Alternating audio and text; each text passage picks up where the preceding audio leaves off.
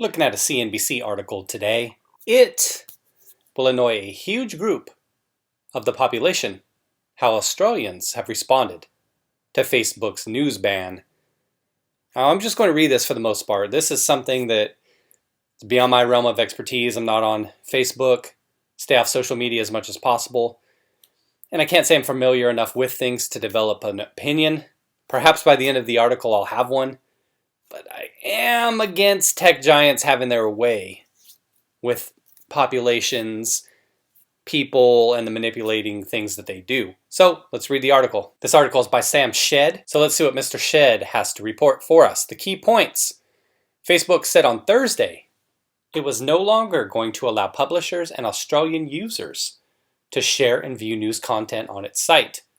The move was a direct response to Australia's proposed new media code, which would force it to pay news publishers for the right to link their content in news feeds.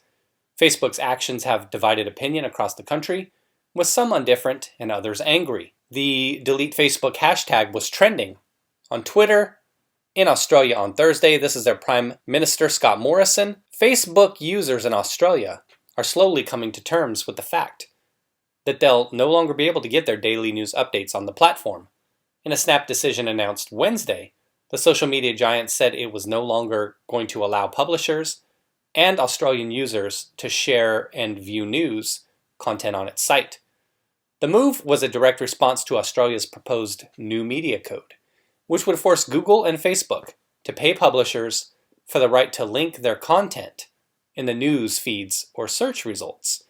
Google announced a major deal with Rupert Murdoch's News Corp on Wednesday, but Facebook has taken the nuclear option, according to Peter Lewis, director of the Centre for Responsible Technology at the think tank Australia Institute. How residents have responded. Facebook's actions have divided opinion across the country, with some indifferent and others angry, which we read about above. When removing news pages from its platform, Facebook also inadvertently, maybe, pulled pages for dozens of charities, state health organizations, small businesses, and a weather bureau. Sydney resident Fred Azis Laranjo told CNBC that he thinks Facebook's decision will massively backfire and that Facebook will lose fans and customers in Australia as a result. It will inconvenience and annoy a huge group of the population who get their news from their Facebook newsfeed, he said.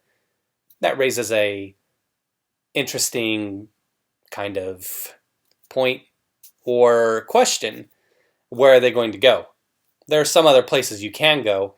Now, correct me if I'm wrong on this. Again, I don't keep up with social media. Twitter, do they have a news feed? They do, right? They have a news feed. Like I said, I just don't stay up to date on it. It would seem that maybe there's something locally, some Australian app or website where users can get all of this information in one place. Again, I don't know, but it seems like Facebook's done what big tech does, and it's managed to gather power over time to where they are, say, like a one-stop shop. Not necessarily a bad thing to have a business like that if they're behaving properly. That's a whole other story, right? Longer term, I think it is a good thing if it encourages more people to seek news more proactively, which will likely mean they're exposed to a greater diversity of views and will also likely benefit established news organizations over niche players. John Gadsby, Director of Client Relations Management at Visa in Sydney, told CNBC that he cares and he thinks most other people in Australia do as well. Facebook exacerbated the situation by banning non-news pages, according to Gadsby. And I was just thinking if, let's say this were a temporary bump in the road, where Facebook did this, had this policy in place, and then reverted back a week, 2 weeks later, say they relented.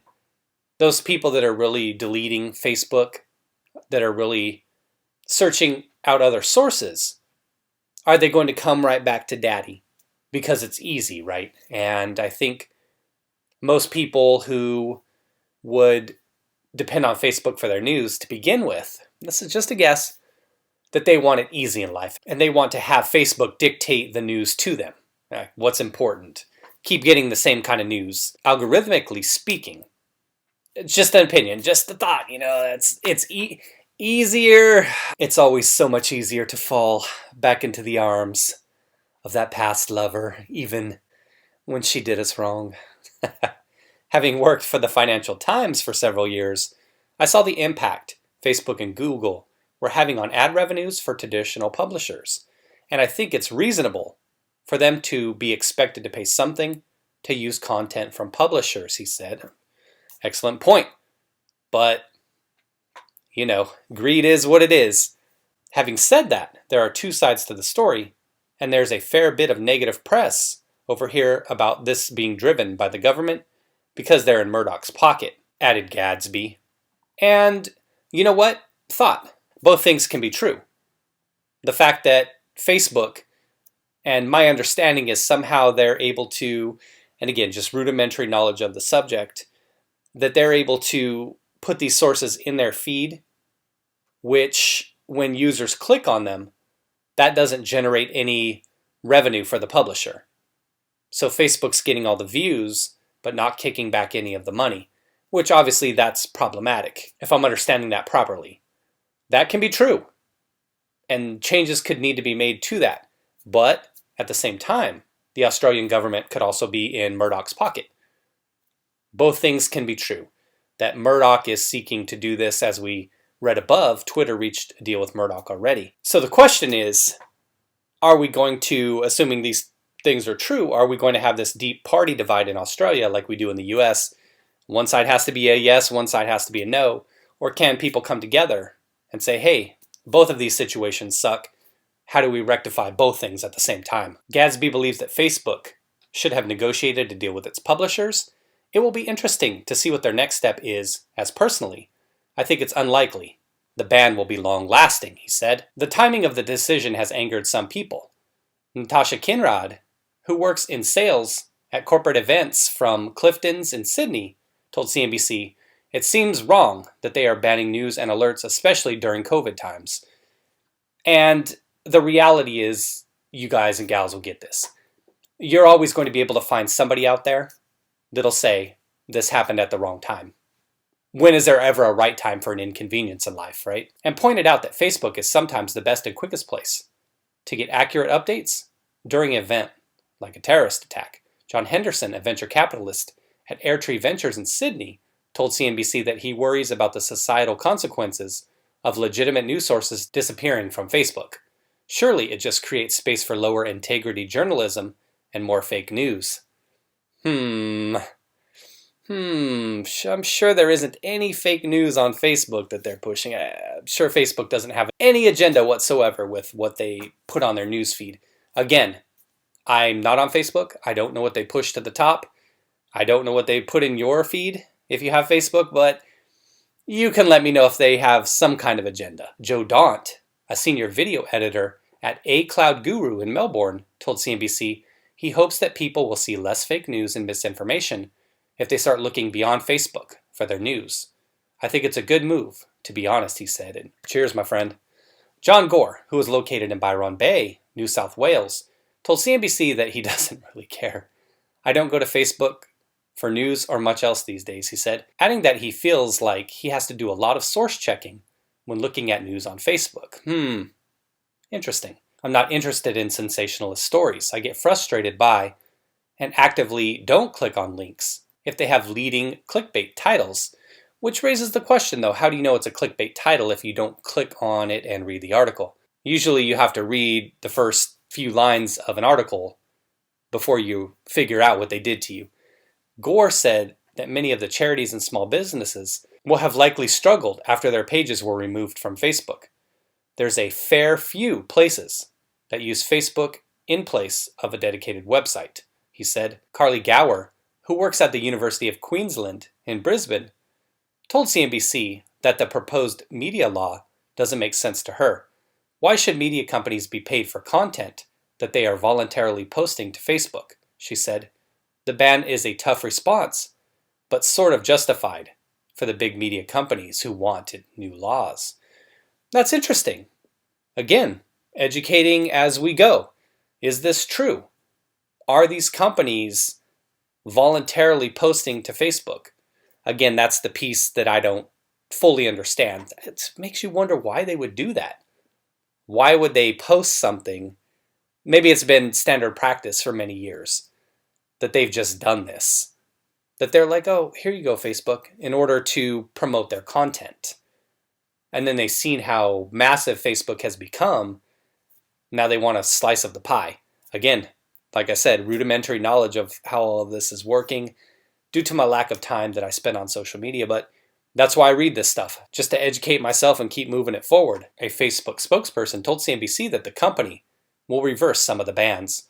The actions we're taking are focused on restricting publishers and people in Australia from sharing or viewing Australian and international news content, a company spokesperson said. As the law does not provide clear guidance on the definition of news content, we have taken a broad definition in order to respect the law as drafted. However, we will reverse any pages that were inadvertently impacted. The political view, this is the last section here, and then we'll finish it up. While some citizens aren't fussed, Australian leaders are furious with Facebook. Australian Prime Minister Scott Morrison said Facebook's actions were as arrogant as they were disappointing, while Australian Treasurer Josh Frydenberg said Facebook was wrong to move in the way it has. Facebook's actions were unnecessary, Frydenberg said at a media briefing on Thursday. They were heavy-handed, and they will damage its reputation here on Australia. Their decision to block Australians' access to government sites, be they about support through the pandemic, mental health, emergency services, the Bureau of Meteorology, were completely unrelated to the media code, which is yet to pass through the Senate, said Frydenberg. In a tweet early Friday morning local time, the treasurer said he had had further conversation with Facebook CEO Mark Zuckerberg. Today, I had a further conversation with Zuckerberg. We talked through their remaining issues and agreed our respective teams would work through them immediately. We'll talk again over the weekend.